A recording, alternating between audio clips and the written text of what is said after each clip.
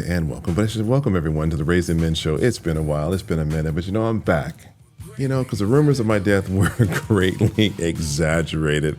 So today, 4 years maybe, almost 3 years since we've done a Raising Men episode. We were on for almost 6 years straight, syndicated, multiple states, multiple places. But today, we're back after a long time, long hiatus, and I have a coach of mine.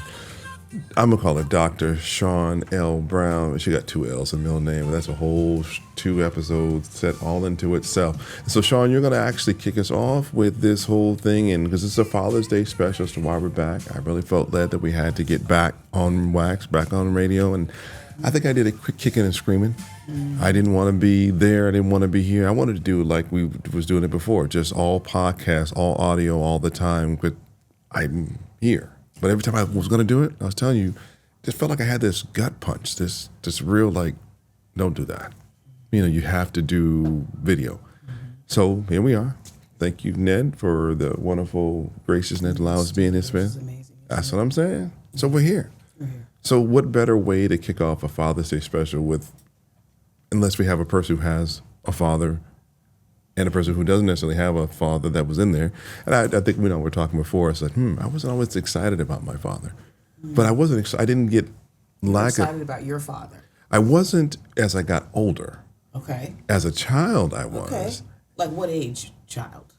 Well, I think all the way through the time that Sandy died. So I got into like the 40s, 43s issues. So you were excited about him till 40? I would have to want to say I believe. Now, I had some issues along the way with him not being what I thought I wanted him to be. Mm-hmm. But, as a kid, they're never right. They're never perfect. But as I got older, I found myself searching for some things from my dad that I just never got. Even to this day, I never got. Okay, hold on. Sorry. I'm running the show. I'm sorry, my bad. Yeah, my bad. You see what happens when you try to interview I know. the host? I know. You take control. I take you back. Take control. Yeah. I'm not going to do that. All right, today. All right. So I'm very excited. First of all, thank you for choosing me to do this with you because I believe that your brand is largely about raising men. Yeah. And the most important role that a man plays in this whole world ecosystem that God created is the role of father. Yeah. And to me, I want to give you some kudos why I would do this too. I think that you represent the heart of a father. You represent the heart of a father. There are so many conversations from a girl who didn't have a physical father. He is alive. Sure. But he never fathered me. Yeah. And so not having a father, there's something about you that felt fatherly even in my later senior age of 25. Right? I was like 25. Yeah. Plus divide. Sorry. No math. My bad.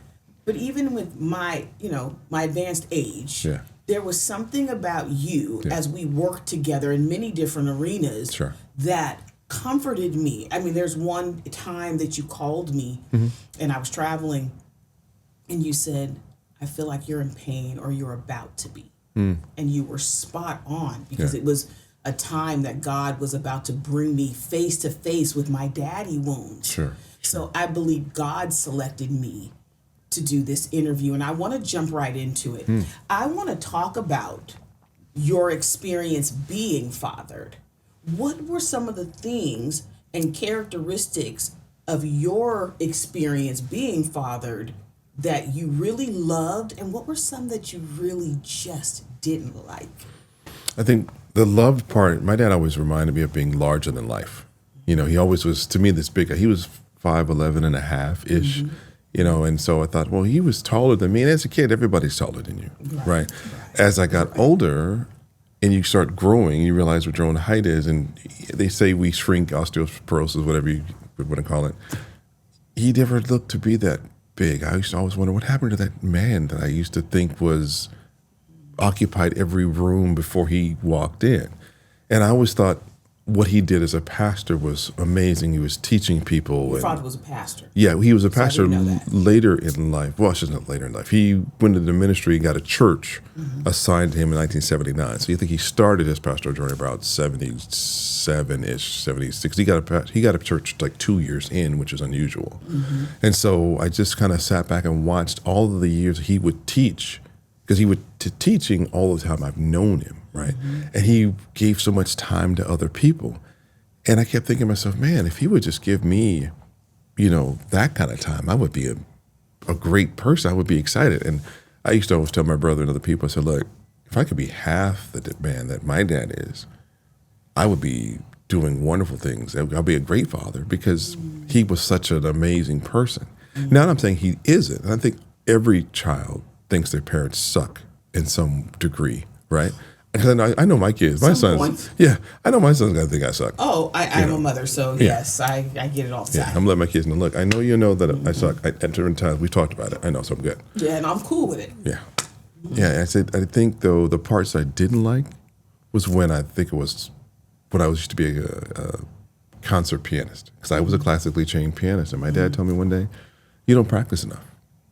How old are you at this time? It was somewhere between 5 and 7. Wow. Because I know we moved to the house San Diego when I was 5, and it had to have been somewhere after 5, because after we were there, so 5, 7, 9-ish. And for him to tell me that, and I was a latchkey kid, so I came in, had the key around my neck, came in, I started doing my own, piano lessons every day before I did my homework, and then I'd have a snack, and then I could do whatever, because that was the rule.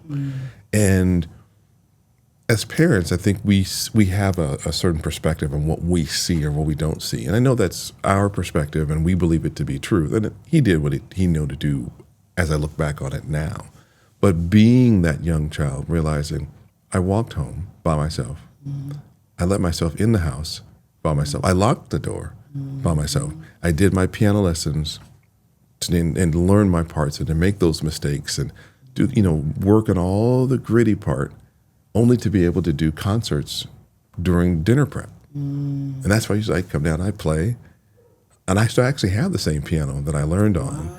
It's an old Wurlitzer upright. Yeah, and I know it was old when I started playing, because my dad never bought nothing new. Right. He never bought not a thing new. Right. If he could help it, he didn't buy it new. In fact, he'd buy old milk if you let him. And wow. Yeah. I know it's sad. Don't do that. Not sad. That's gross. I know. It's cottage cheese, right? So anyway, it's good for you. It's protein. But it's, for us, it's just a matter of what are we doing with the tool we were given. I remember my mom used to have this light over the piano. It was the piano light, right? So we were coming downstairs. I'd turn the light on and I would play Mozart, Chopin, whatever that was we were learning. And when I got done, I would go back upstairs just as proud as could be. But that day he told me that, hey, you don't practice enough? I was crushed because I was first chair. First chair means you were the best of all the students. Best, yes. So how and do you work hard to get that chair? I was a first chair clarinet player, so I know. So how do you tell the person that's the best that they weren't good enough? Because that's not what he said. He said I didn't practice enough. He said you didn't practice but enough. What I heard was I wasn't good enough. So let me ask this question. Yeah. Other than that situation, was your father, would you characterize him as supportive, loving, safe, kind, faithful, loyal? Yeah. Was that enough for you? It wasn't. Because it was enough because you can go, when you look back, but when you're in the midst of it as a kid, you wanted that one thing. You wanted that last slice of cake. You wanted the icing off the knife that was being put on. You wanted that piece when you wanted it. And when you didn't get it, it felt like, well, what did I do wrong? Why can't I have that? And they're being so cruel to me, and that's what it really felt like. It never felt enough. I had unanswered questions and I wanted the answer to, and I never got them. And is that good, bad, or indifferent? Have you ever asked God, what was missing from my relationship with my father? Because you have brothers and sisters, correct? One of each, yeah. And are you the oldest, middle, youngest. Or you're the youngest? There's 11 and 12 years difference. Excuse me? There's 11 and 12 years difference between those two and me. Wow. I was the kid they weren't supposed to have. You were an only child. Yeah, and I was the kid they weren't supposed to have. The oldest child died in childbirth, then before childbirthing. So he died. My parents weren't supposed to have any more kids. And then, oops, here I come, right? So I was the one that was always at home after everybody was gone. You know, I traveled with my dad after he got to be a pastor. When he got the church in Oxnard, I would make that drive with him back and forth, you know, because my schooling was then changed from a San Diego-based school to an Oxnard-based school. I was the only one who actually had that kind of change of school experience because my dad was in the military, 26 and a half years. He was in, well, I think it was 2 duty stations that I'm aware of, but the main one I knew of was one in San Diego, Balboa Naval Hospital. Yep. But all I knew as a kid, now remember, I'm the youngest one, all I knew was Okinawa, Japan. I didn't know what that meant, but my dad was there. Later in life, I find out, oh, well, Dad, where were you around? Oh, I was in Okinawa, Japan. Well, what does that mean? I know it's a city. Oh, I took the most raggedy duty stations. I took the longest deployments because the guarantee from the military was that I would be returned back to Balboa and I'd never have to leave my family. Or not leave, but I'd have to relocate my family. So he planned for you. Yeah, he planned for all of us. He planned for all of us. Yeah. Now let me ask you this. What kind of husband was your father? I have no idea. Because I was, you know, I shouldn't say it that way. I have no idea because the guy who I saw, it was all perfection. Because when he was in town, when he was pastoring, Mom and Dad, they were always constant communication. They were a team. Was he loving? Were they loving to each other? Not a lot of public displays of affection, right? And that would because that's from the era. Home. No, I mean it was the era, right? And they were an older couple, and it was the era. And I was a kid; I wasn't watching for all that. I'm like, oh my god, that's Mom, that's gross, you know? Right. So you saw that he was always whatever my mom wanted. He was taken care of. It's like, well, whatever she wants, she can have, because that's the way they had to establish that relationship. I don't know what that took to get there. I'm assuming it took a lot of intense work, but I saw. Know that. I was the youngest one. By the time I got there, they were already through the hard part. I saw one argument in their marriage. One argument. One. And it started with yelling upstairs in their room and escalated with my dad going out through the garage, getting in the car, opening the garage door, threatening to leave the house. And my mom crying, finally coming out behind him before he pulled off. And then there was silence. And I think I panicked more at the silence than I did at the yelling. At the yelling, because the yelling was new. So that was like, what the hell? Just an accident. Right, right. But when I had to tip outside, I remember opening the door and they were sitting in the front seat of the car together, crying and talking to each other. And I was like, we're okay. I'm like, you guys are good? Yeah, we're good. And then it never happened again. Wow. So in my marriage, watching arguments take place and having to do them, I was like, what is this? It was foreign. We have a photo. We're going to move into how your father and what he did in his marriage, how did that show up in your marriage? You were married for how long? 11 and a half. Can I get the graphic of Sandy and Craig, please? Now, Craig, we see your lovely wife, Sandy, I believe. And I want to ask you, what did you learn from your father that you took into marriage? Because you are a widow. What did you learn that you took into marriage? I learned that marriage should be an open communication. It should be, I think, a lot of work, but I didn't see the work. I knew there was a lot of work to be done. I knew the father took care of everything he needed to do, whatever it was, cut the grass, wash dishes, pick up, take out the garbage, whatever it took. It was the heavy lifting. I knew the dad was supposed to be strong. The dad was supposed to lead, supposed to be representative of God. Those are the things I knew. I didn't necessarily know how to get them all done or what it took to do all that. Because the dishes and the trash and things like those were the easy parts, right? You can always pick up trash. You can always put clothes away. Right, that's easy. You know, is the yard okay? But there was more to that I learned afterwards that I found that I was sorely lacking because I didn't know what it took after the dishes and the chores and the honey-do list was done. How does a house stay afloat? How do you keep conversation going? How do you stay connected? How do you stay married? Well, yeah. And I think how do you stay connected? Because it's such a thing. Because it gets, I don't want to say static and nasty and dull, but when you don't have a list for someone to do, And especially if you're a person that's into acts of service. Yeah. What do you do when all the acts are done? Did you have a passionate love for Sandy? I did. I did. Talk to me about Sandy and talk to your audience about your Sandy story, because being a father is a very important role, but being a husband with children is very important, especially men. You guys are raising men, right? Raising boys to become men. Yeah. Talk to me about losing Sandy, dating Sandy. Talk to me about that experience from the heart level. Talk to me about it. What's interesting, because now I've actually lived longer without her than I have with her. It's because we were married 11 and a half years. I think we dated her for a full year before that. So you say 12 and a half years, right? And now it's been 14 that she's been gone. And when I got to that transition between years, I think that was one of the most pivotal parts of my development, because you realize that how in the hell did 12 years go by? How did the years now go by without her? And when I looked at how we met, it was amazing. It was like love at first sight. I saw her across the campus at work, and it was like one enchanted evening. Whoosh, yeah, it was at work though. It was a daytime full of light, but like you said, daytime. Yeah, and I was like, who's this woman coming across the campus? She could do no wrong. And I was like, she was fly too. Oh, of Sandy's course. Fly. And we met at this quote unquote center of campus. Really, it was about where the center of campus was, and I couldn't even find any words to say anything to her.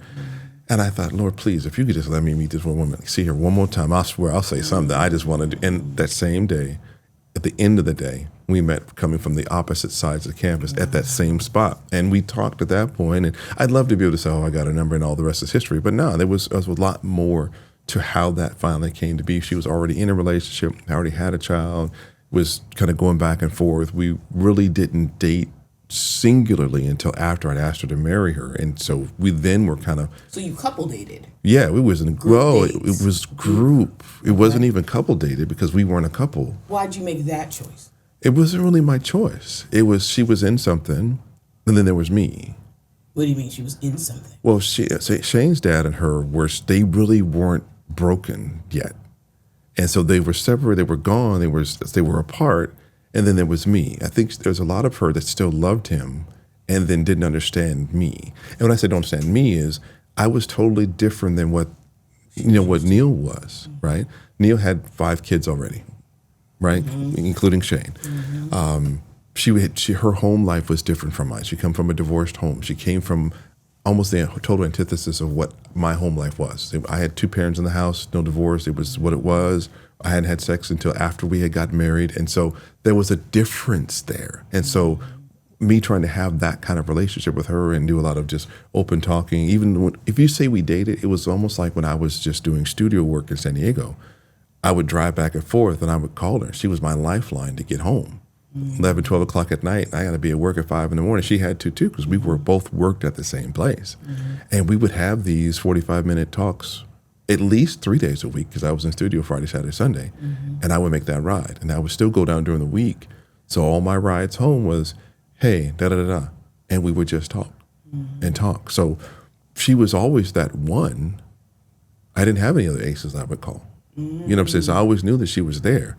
Now, for me, our love changed after we got married. And I know my brother told me, one of the couple pieces of sage advice he did give me, he says, after you marry, she's gonna totally change. You're gonna wonder who in the hell was this person that you married, because she's not the same person. And I remember that happening. We were sitting on the beach in the Grill Jamaica at the Club Ryu, exclusive, all-inclusive club. We had eaten jerk chicken out there on the beach. And she turned to me and she says, babe, I want to go home. Would you be mad if we went home early? From your honeymoon? Yeah, it was a 7-day prepaid. There was no getting money back. How long had you been there? 5. And she wanted to leave early. What did that say to you? It sucked a lot. No, what did it say though? What did that really communicate to you? It made me feel like I had not done enough. Because it was like, wait a minute, I couldn't have found a more beautiful spot to be at. Sandy white beaches. What more did you want? All-inclusive plate. We had done excursions. We had, it wasn't like we were sitting at home, not like we went to Vegas. So, but her reasoning, again, the guy who wants to please him, happy life, happy wife, which I think is a bunch of crap, to be honest. But I won't use the other word because it's kids on TV. But anyway, it's a Father's Day show. Exactly. So I was like, she's like, hey, I want to go home. I miss Shane. Okay, I get it. That was her oldest. How old was Shane? He was 6 at the time. So I get it. Was this the first time she'd been away? I think it was the first time she had been away that long. So I was like, answers the question. And then she said, we had bought a new house together Okay. that we had not lived in. She had lived in, but she had even made a commitment to not even move into the master bedroom until after we got married. Okay. So we was moving in together. Her gear was there because she had sold the house, so she had to move. But it wasn't. She and Shane stayed in another room, and it was just wedding prep. And we bought stuff together afterwards. We already knew, she knew her. Yeah. She wasn't going to let certain things come in the house. No. So she already knew. Yeah. So I was okay with that part of it. Because I chose not to look at it as if she didn't love me or didn't love the time. It's just, it was another aspect I wanted to get to the next part. That bothered me later, all throughout the time, as I'm walking to get cash, walking to get to an ATM to go pay for the ride home and get the monies transferred to get the airplane tickets to get back. Because I'm thinking, all of this money I spent, all of this time to go do this, now you want to get to the bad part, because that's life, that's reality at home.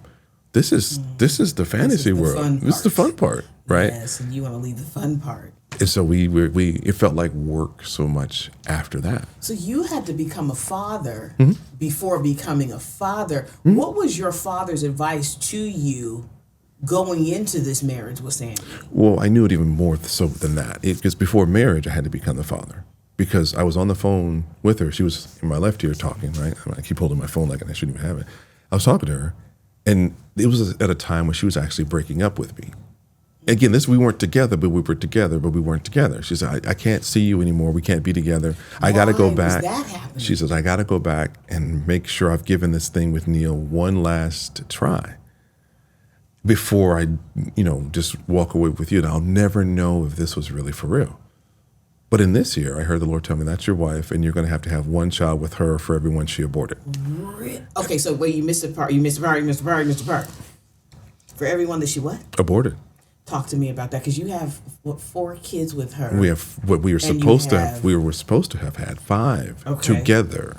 Right, but so we only had 4. You're telling me she had 5 abortions. Yeah. Shane was the last one that she kept. How much was Sandy like your mother or not like your mother? Absolutely not at all. Not like. What attracted you? I know she was fine, because Sandy she dressed sharp. Sure. She was. Yeah. Body was tight, all those things. Yeah. But what attracted you to her internals? It was just who she was. It wasn't any one thing. It was her. Because like I said, when I saw her from across, it was like from here to your house. Yeah. So it's not like I saw any of that. It was a connection to whatever that was coming towards me. I knew that had to be something special, because it drew, right? So there would. As a person, yeah, she was a great conversationalist. She was funny. All those wonderful things. You go say, oh, she was so beautiful. It was beyond that for me, because I knew that's who I was supposed to be with. So the rest of it didn't matter at that point. The first time I ever see you is at Sandy's funeral. And that's the story I tell. And I never saw you all. That's the funny thing. I don't think behind you. Can I tell you one story? I know you took it. Don't jump in. At that funeral, I think I remember seeing like 3 people. Wow, you were checked out. Yeah, well, now, of course, all of my sons, I saw them. Don't get me wrong. You guys were sitting in a row together. I could literally still see what you were wearing. Oh, yeah. I mean, we all rode in the same limousine to the church. So, I mean, my sons, we were handled, right? But you talk about people outside of that squad that I physically saw and connected with, of course, John Wells, because he was the officiant. He was the officiant. Right. And then, oddly enough, my boss at the time, Jeff Theobald. And I don't know why, but I remember we came out of the church afterwards, and he was standing there, and I broke.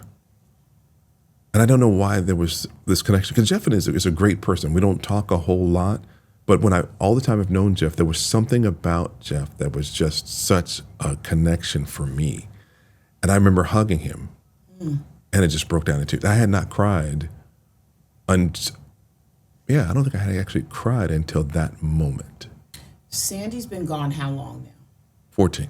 This is going to 14 years. It's going to 14th year. Mm-hmm. What was the advice that your father gave you? Why are you laughing? I didn't even get the question out. What was the advice and the support that your father gave you after and going through, right? Because I'm sure you need your dad. You know, we're grown-ups, but we're still their children. And when things are hard, sometimes we revert to, I need my daddy. How did he show up in your life? I'm going to put the phone down. Oh, everybody. Well, I mean, it was troublesome. And it's funny. I'm looking at this camera and tell my... Go ahead and tell them. Yeah, because I can hear you. Yeah, because when I did the Raising Men show years ago, I won't do them like they did me. One of my siblings told me, you can't put our dirty laundry out for people to see. You don't have the right. I'm a grown man. I can do whatever I want to do. And it's my story. Absolutely. Right? So, and those who know my dad, I don't want to ever diminish his legacy because he was a great man, independent he's of... gone now. And he's gone. How long has he been gone?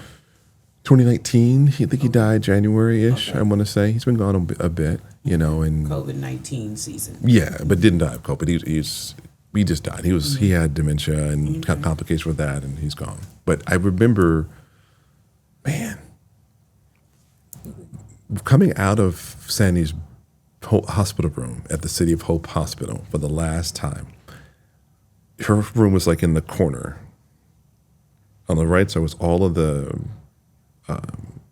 we call those the bays where the nurses sit, nurses stations. Mm-hmm. And I'm walking what felt like the walk of shame. Because walking out of the hospital for like after I've already signed her body away to the mortuary. I've got they brought me her stuff. She had a bag that she took with her. White bag or no. She actually, Sandy. Yeah, she took luggage. Oh, she took luggage. She had all her stuff, her iPad, all that stuff. She had her stuff with her, because to be there because she wasn't planning to stay, right? Because her thought was, I'll be home in a couple weeks. Yeah, I'm done. A week or so. Yeah, I'm good. So I'm carrying that bag, and nobody said anything to me. The nurses didn't even look at me. Well, that's not true. They looked, but it wasn't like, oh, hey, see you later, Mr. Carlisle. So sorry for your loss. No one said anything. And I'm just walking. I'm like, well, don't look at him because I don't know if I can make the walk, So when I get finally to the end of that embarrassing walk, the first face I see is my dad. He's sitting there in the foyer. And it was a beautiful day. That was the sick part. And I think my brother was sitting with him. He asked my brother to walk on him. And he says, son, I got you. I know what you're going through. We're going to spend time together. We're going to do things together. We're going to all this, whatever. And I know, I got you. Those conversations were about, hey, can you come fix my computer? I got a light out of the house. Something else is broken. Can you come do this? And I'm thinking, okay, first couple of dozen or half dozen, 2 dozen of these things. Can you cut my hair? I'm thinking, okay, we're going to talk about this real thing that just happened. My wife died. And how did you deal with it when mom died? Because my mom had been gone. Okay, so he is a widow as well. Yeah. Oh, wow. Oh, yeah, he'd been widowed for... My mom, put it this way, Sandy and I got married in let's do the math, 2001, September. My mom passed the following year, like February, March. Yeah. So around the same time as Sandy. Yeah, it was April because she died just before my brother's birthday. Oh, wow. And so I'm like, what I'm about to hit. Everything that's going to happen. And he was writing a book. He told me, I'm writing this book about, grief and how to handle it. He hadn't written it. Or hadn't finished it. And so I'm thinking, I'm going to get all this good knowledge about the book, seasoned pastor, author, because he had written a book on devotional on the book of Psalms. I'm waiting to get all of that. How did you feel about that? No, I was broke. Let me be honest, I was angry. When I say broken about it, because I figured there must be something wrong with me, right? And then I thought, well, my dad, you're not being a dad to me, So I really had it at that point. My dad's not being a dad. Yeah. So I had a whole different view. And then even my father-in-law at the time, his wife had passed. And so I called him up one day and said, hey, because I was doing the Raising Men show at the time. So this was like 2015-ish. And I was like, hey, come on the show with me. Tell people, because he had gotten remarried. And I was like, hey, tell folk how you did that. I'm still trying to figure that out. How did you do that? That was like magic. Mm-hmm. And so he was like, no, I'm not doing that. And he was quick with it. It wasn't like he said, let me think about it, let me talk to my wife and say what she thinks about it. I don't want to be disrespectful. And that would have made a whole lot of sense, right? He was like, oh, no, I'm not doing that. I'm not doing that at all. I'm not talking about that. No. So I was like, so you're gonna basically, for those who have watched Dune, the latest, the Timothée Chalamet Dune, the second version, there's a brilliant line in there when he comes into the temple, after he becomes the one, the Neo, the one, right? And they told him, only way you could talk is that you'd have to kill your tribal leader and you beat him in ritual combat, and then you become the leader of your tribe, and then you could speak. He told him that dude, he says, no, what do you mean? How are you going to make me deny myself the best of us? I was like, oh, no, I'm not doing all that. So I never could get out of the people who I thought were knowledgeable and to help me get the knowledge I needed. So many of the guys that I knew, they had not been through what I had been through, but I didn't want them for that reason. I wanted them to be there. I could tell you after we Sandy's ceremony was over, the phone stopped ringing. Great. Phone stopped ringing. Text stopped coming. So how do you father your tribe of 5? From anger. How do you father them? I fathered them from anger. What does that look like? Meaning it was the spark that I needed. It was the fire, because I'm like, if all of you all are going to just fail out on us and fake out and be away, then I'm going to show you. Can you tell the audience, because I happen to know your kids had some debilitating allergies. Asthma, yeah. Ryan was airlifted. Financially, money stolen from us. Stranglehold on you. Yeah. Talk to your audience about being a father in the midst of mourning and trauma. Well, we had more financial problems while Sandy was alive than we did in the early stages after she died. Why? Because I was one of those fathers. I did what we were supposed to have done. I had life insurance. So when she, I even had the policy was the reverse. I had $1 million policy on me because I wanted the family to be handled if I would have gone first. I had half on her because I was like, oh, shoot, if she died, I'm still working. I'm good. You know what I'm saying? So leading up until the payout, we were struck because it was like, this is all kind of stuff we're trying to figure out how to pay, because the mortuaries want their money. Some of it they'll wait. Immediate. And the hospital's coming for theirs that the insurance not paying for, right? So all of that stuff was just kind of weird. Now, and then the kids have these allergies and things. Yeah, okay. Ryan ended up getting shots, and he's still taking the shots at 21. He's still taking Xolair shots, but we didn't get any of that stuff until he became 13 because the FDA hadn't cleared it for a less than teenage person, which doesn't make any sense, but I'm not a physician either. So, yeah, Ryan got airlifted because he actually was almost not able to, so he wasn't able to breathe, but he was basically getting CPR until the ambulance got there to get him because he was in our next door neighbor's house and they had cats. And we didn't think Ryan had that kind of a reaction to cats. We knew, but it was just an intense cat dander in there and it overtook him. And I remember getting a call that day from my neighbor, hey, how long are you going to be? Because I said, can you just watch the kids? I just need to go to the grocery store by myself. Can I do that? Just need a few minutes away. Because when I would leave the house, the kids would call. By 10, 15 minutes. Were you still coming back? How long are you going to take? And the dude called me a second time. He said, you need to come back as soon as possible. And when I got there, that kid was laying on his porch. Man was giving him CPR on the porch. You talked to me a little bit about drinking and alcohol and people leaving you. How do you father that? How do you father through that? How are you parenting? What does your parenting skills look like as you are? Because obviously the drinking is coming from mourning. Well, why are you drinking? Make the pain go away. What pain? Of life, living. Living was painful. Yeah, from the marriage, and then now you are both mother and father. Had you ever seen somebody be mother and father? No. So you never even experienced father as mother.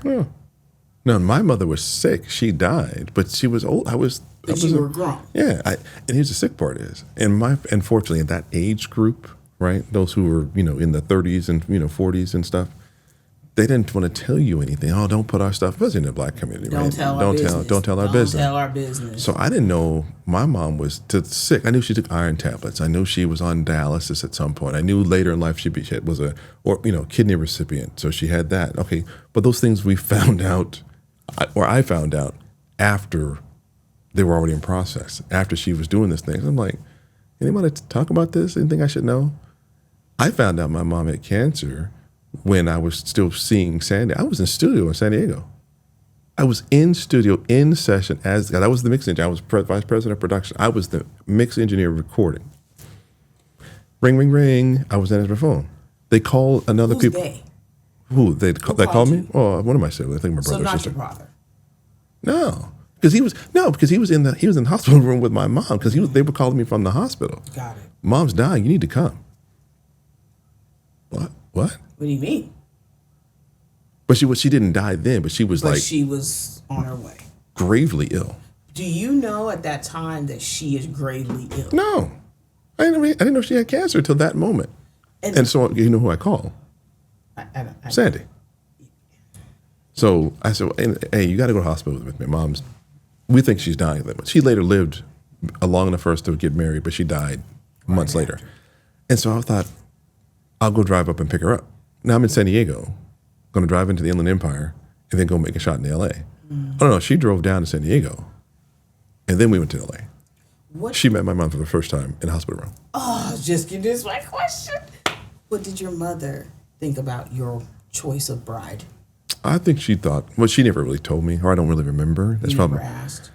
I didn't. You never asked them for their opinions, advice, no, because permission? I got to the point where I didn't care.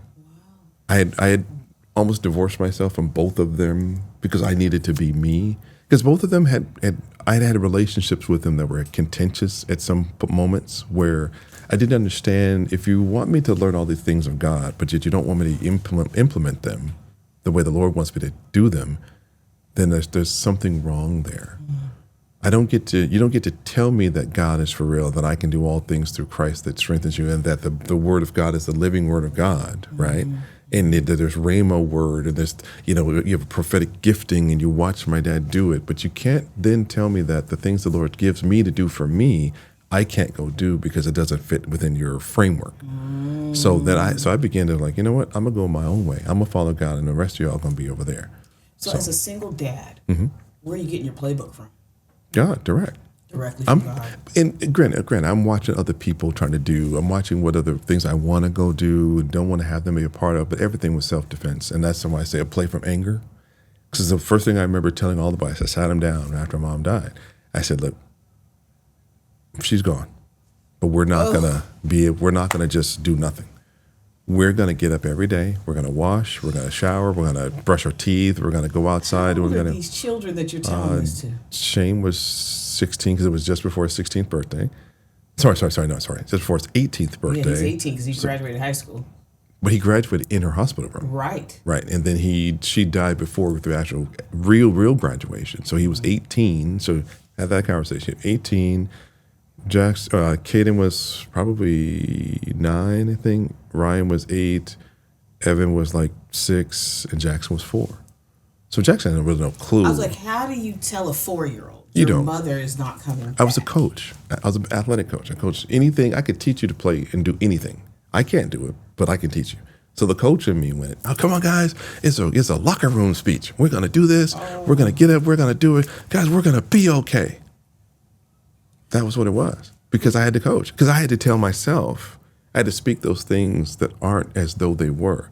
And for me, all I saw was, I literally, on the wall, I saw this hole. There wasn't a hole.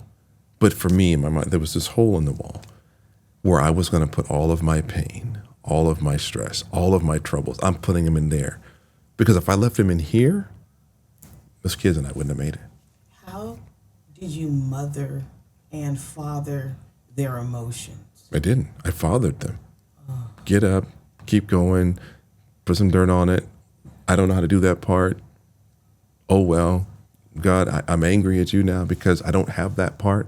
I made a promise to myself that I wasn't going to have women coming out of the house for them to become attached to that I wasn't attached to, so they have more grieving to the loss of these other people. So it didn't exist. So you had no relationships? Not public, no. Not that they knew that that's someone that's seeing. So then you had no relationships, right? Because realistically, those are almost like booty calls. Yeah. Excuse my language on Father's Day. Sorry, guys. Yeah. But those end up being kind of like, just hit it. No, that's not. No, let's just be for real. That's what they were. That's what they were. Now, some of them were, are we going to get together, stay together? There was one lady, I dated her twice. I didn't think that she could handle what I was doing. Did you ask her? I did. No, that's not true. I didn't. We talked about it afterwards. She was pissed. Why was she pissed? Because I broke up with her because I was like, you can't do this. There's no way. There's no way. Decision for her. Yeah, and then she told me the same thing. You don't make decisions like that for me. I get it. And at the same time, I was in that moment, or those moments and years of, because I just had a lady tell me, you got too many damn kids and you're too old. Ain't nobody want that ish, right? What were you afraid of relationally? Oh, having my heart broken again. That was it. Because I was mad at God for breaking my heart. I had nothing. It didn't really matter the fact that, yeah, she had lived all the years that she was going to live. And I get it. She died. And I'm not saying it cavalierly now because she's dead, but I'm saying it cavalierly now and because it's the truth. I could do nothing to extend her life. But I lived 2 years thinking that I did something wrong to cause her to die early. You know, that's where the enemy had me. And so I was like living from the thought of, I won't come outside, I won't smile, I won't laugh, because people want to think that, oh, I'm excited now because she's dead. I lived that for 2 years. I didn't look in the mirror at myself, in my eyes, probably 3 years. Well, Sandy died in 13, right? Yep. So it was 2 years. Yep. We were on, we had just done Restored Me, and we were on the Mall of America at a National Day of Prayer. And we were taking one of our other producer friends back to the airport because he had to get back home. And so I went to the bathroom. No big deal. It was a little small restaurant. And I passed a mirror. And I was shocked. I was startled because there was nobody else in the bathroom but me. But I thought it was a different person in the mirror because I hadn't looked at myself. So instead of me, I was like, well, who else is in here? I looked around and I walked back to the mirror. And at that moment was the first time I had looked in my own eyes in almost over 2 years. Wow. And I didn't recognize myself. Why? I didn't look like the same guy. Did you look better? Did you look worse? I don't think it was either one. It was just unrecognizable. Yeah. Let me ask you this question.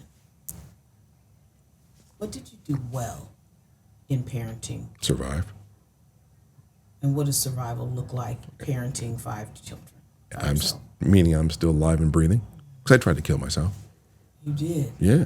Talk to me about that. Yeah, I took some drugs, went in the shower, figured out. Where were the boys? In the house. And because I had to make it look like an accident. Because I knew what my insurance policy said. It wouldn't pay off if I committed suicide. So I needed to look like I slipped and fell in the shower. And so you took, what did you take? Can't tell that part, but I took some stuff. Because I needed it to look clean in the autopsy. It couldn't have been nothing, Nothing, right. Right. I watch a lot of crime shows, and I know that if you drink radiator fluid, I think it's the green stuff, the coolant, it doesn't have any taste, but it kills you. Okay. Yeah. Sorry, I won't watch it. Yeah, no worries. So I took a shower. I'm thinking, okay, Lord, this is it. Just make it quick. Take the fall, break my neck, let the kids get the insurance policy and let somebody else raise them because I'm not good enough. But you never considered my kids will be the ones to find me. Didn't care. The pain was so great that it didn't matter anymore. All I got was sick though. I was like, sorry. You gotta live through this, boy. Right. Take some Jell-O. Exactly. So crawling out of the shower, sick as a dog, throwing up the rest of the afternoon. Do the kids know? They don't know that you tried to take your life. No, I've told them. I told a couple. Will they watch this show? I think the older ones will. I don't know. I think they all may now. Don't you think that they should? I would want them to, but here's the thing: as a parent, I had to resolve myself from that. There's some things with a parent that we do, right? We lead, right? I get it. We leave. We're supposed to be teaching and leave a legacy for your children's children, right? It has really nothing to do with having them follow in your footsteps for the things that I do on my vocation, doing this on TV, doing my writing and stuff. Because I own a print business, made cool shirts and did stuff for other people, right? None of them wanted to do that, right? We were on air doing the framework, doing DJ for Christian hip hop for almost over 2 years. I taught them how to do that. They know how to edit. They know how to do voiceovers. They know how to write copy, but they didn't enjoy doing that. So the things that I do like that, I can't be mad at them anymore for not wanting to follow me into some business, right? I just have to be me. I just have to live and let the Lord work out in them who they were going to be for him and go there and be excited about the choices they made to follow God. Because I'm supposed to teach a child, right? Train up a child in the way he should go in at some point, right? And he's older, not tomorrow, not today. It could be 50 years from now, whatever. And I'm hoping not. But they won't fall away, or they'll return to it. So you survived, Mm-hmm. and that's what you did well. Mm-hmm. What didn't you do well? Oh, I wasn't there present daily for them, not emotionally, because there was no emotion but pain. It was sadness. There was, I know you're crying, well, whatever, and I'll hold you because that may be what you needed. But to me, it felt like nails and pins were on their body, and then I pressed them close to me. I felt like it was just tearing me, just cutting me, and I was bleeding. Now, I don't think I've told them that a lot. Because I think I told them later in life, but it's not something I stressed because I didn't want them to think that they weren't welcome, that they weren't needed. So I just wasn't always the most attentive dad, especially to Jackson, my youngest one. He was the one I was the least close to because he was closer to Sandy. And so I didn't know how to reach him for years. And I'm still learning how, at this moment, to connect with him. And then he just turned 18 a couple weeks ago. Talk to me about this. God is a father to you. Mm-mm. Mm-mm. You don't want to talk about that? No, we can talk about it. But he's not. Like, sorry. No, you're fine. No, you're fine. So is he non-existent as a father to you? Not at all. What is he? The term Heavenly Father, yes, I get it, but not as I look at it as the reverential fear of God. I don't see him as a parental father. I don't even know what that means anymore. Not in terms of being done to me. I'm trying to do it to my sons so they understand. Trying to do what? Be a dad, be a present, father. Be a daddy be a dad. To them. Daddy. Because I don't know what it is to have that done to me and have it click and stick. Well, how will you do it if you don't let God do it to you? I just have to do everything that I know that I wish would have happened for me. Well, how do you know that that's what God would have you to do if you don't rely on him to do in you what he wants you to give to them? I think it's because if I'm told or shown to do this, that's how I always live. If you want me to do something, tell me, show me. Because I don't think of myself as creative. I don't think of myself as original. It's just, okay, God said do this. Okay, fine. I'll go do that. Who does God say you are? Who is purpose-wise or just? Who does God say you are? I'm a father. I'm a man. That's the only way I really start and go there. I look at what purpose is, right? For me, my manhood is to be a purveyor of the truth. Through all the things. Those are all jobs. I know, and that's how I've really led my own struggle for so long, because I've had to really deal with the thought of I'm not really, how do you say it? To even be here on camera is a struggle for me because I don't want to be seen. You know what I'm saying? I would rather have the people that I support hear me and we go from there. But to be able to actually look at what my own self does, that's always been, I don't want to say always, but has been a struggle since I learned for myself that what I'm taught and trying to execute are not the things that I should be executing. So there must be something wrong. So I need to go figure out how I'm supposed to go do it. As long as God feels like that I'm good, that I'm fine. Can y'all bring the picture up of Craig's family as we come to the close of this show? It's a beautiful family. What does God want for you? Because one of the things, when I asked you the question, who does God say you are? You never said, I'm a child of God. That's what we are. Yeah. I understand that part. But I can't give you that as an answer without it being the textbook answer. Because that's textbook. That's Bible. Will you let him help you become a child? And from the heart, will you allow God that access in your life to allow the reality of who you are to manifest? Will you let him do it? Yeah, I think I have to. but it's not the forefront of my day. Is it the forefront of his, though? I don't know. I think it's probably that and all the other things that he has going on. You know what I'm saying? And then I don't want to say, well, that aspect is not whatever, but it's probably something I can do more now, now that the day-to-day parenting part is over. You know what I'm saying? You can sit back and maybe try to receive some of that. So my last question before I turn the mic back over to you is, what is Raising Men, this show? It's Father's Day, and we are resurrecting Raising Men. What do you hope this show to do? Honestly, Shawn, I really don't know. Because I just want God to do in it what he wants. So maybe that's what I want. I want him to have reign over it. If there's a man that find themselves out where I was in deep water, in troublous times without any light or any hope, any idea where the shoreline is or any place to start to get any help, maybe they can look at this show.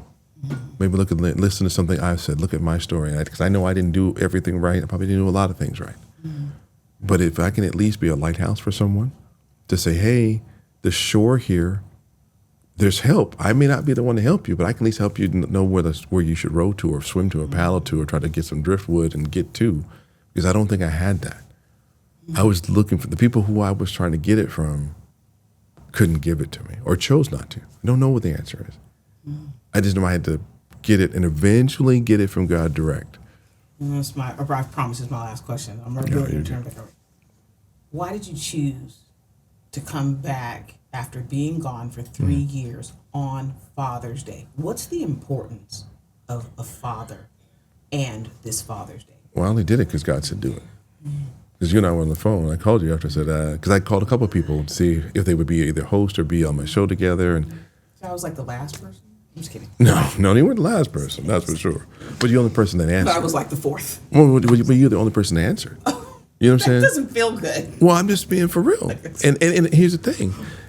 If you answered, that means you were supposed to, right? The other people didn't answer, means they weren't supposed to. Because maybe it was me trying to get away from something. I wouldn't be on the video, I promise you, had you not answered. I'd have been audio only, single slide, figure out a way to talk for 50 minutes on some topic, and we go, right? But I'm only doing this. I'm only alive. I'm only here. I'm only writing songs. I'm doing whatever because the Lord said, here, do this. I don't look at myself as, oh, God, I want to go do this. I want to go. No. I got to seek first the kingdom because I know if I'm asking for anything selfish, that don't work out too well for me. Be a child, and I want to wish you a very happy Father's Day. You have been such a blessing to me and my family, and I know to everybody who's involved in Unite and Change the World together and live well together. You are very, very special and very important to us. So my prayer for you is going to be that you allow God to be Dad. Yeah. Allow him to be Father, because you are phenomenal right now. I can only imagine who you are as God is empowering you as Dad.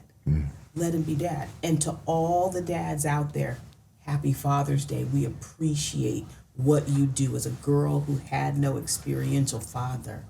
I appreciate your work. I appreciate you staying.